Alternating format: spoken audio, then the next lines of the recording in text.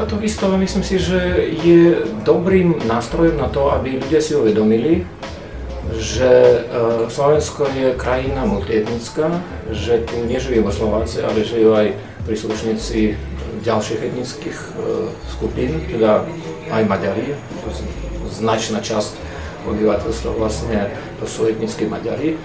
A táto výstava ukazuje, že i keď ten jazyk, ten režim dvojazyčnosti v rôznych obdobiach bol rôzny, predsa len tá dvojazyčnosť, mnohojazyčnosť je samozrejmá vec.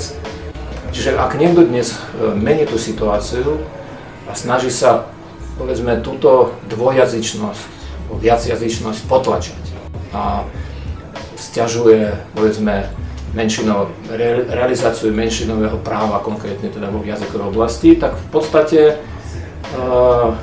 robí niečo, čo je v rozpore s objektívnou realitou. Myslím si, že táto výstava je práve dobré na to, aby ľudia si to uvedomili a samozrejme, aby sa poučili z tých horších, problematických a tých lepších skúseností. Keď táto výstava prispieje k tomu, že pri riešení tej praktickej rovine zodpovední ľudia zoberú práve to ponaučenie a prispiejú k zlepšeniu situácie, tak myslím si, že táto výstava splnila svoj cieľ.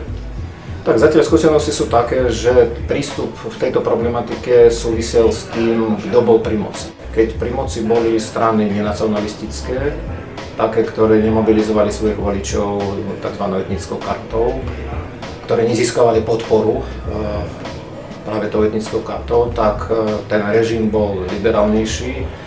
Prijímali sa opatrenia, samozrejme nie je úplne ideálne vo všetkom, aj predsa len ten vzťah bol ústretový k požiadavkám, oprávneným požiadavkám menšín. Keď na Slovensku vládli strany skôr nacionalistické, také, ktoré používali etnickú kartu, tak potom všetky tie problémy, ktoré Slovensko zažívalo, bolo vlastne výsledkom ich vládnutia. Takže ak sa budú posilňovať pozície strán tých demokratických s takým nastavením na ústretový vzťah k menšinám, tak tá situácia sa bude zlepšovať.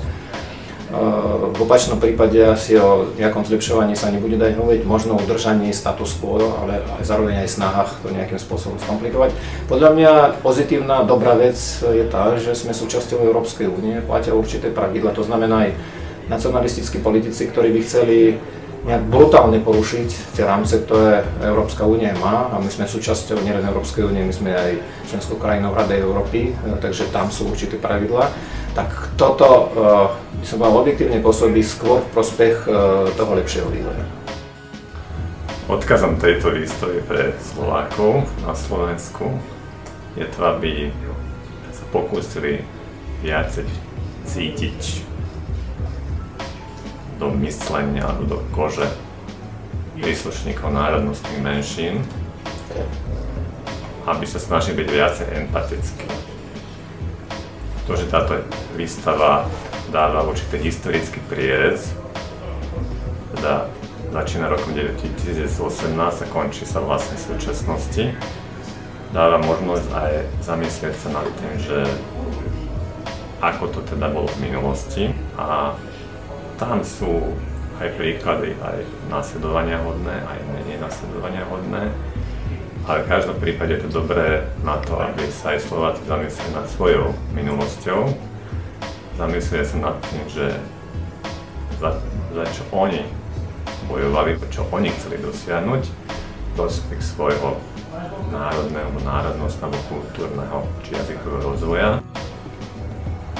Také isté túžby majú ostatní. To jednoducho musíme vzájomne rešpektovať a tieto túžby súvisia s ľudskou identitou a ľudskou dôstojnosťou, nesúvisia s hranicami, so štátmi. Nie je podstatné, že v akom štáte žijeme, ale či dokážeme naplniť svoje ľudské túžby a ľudské sny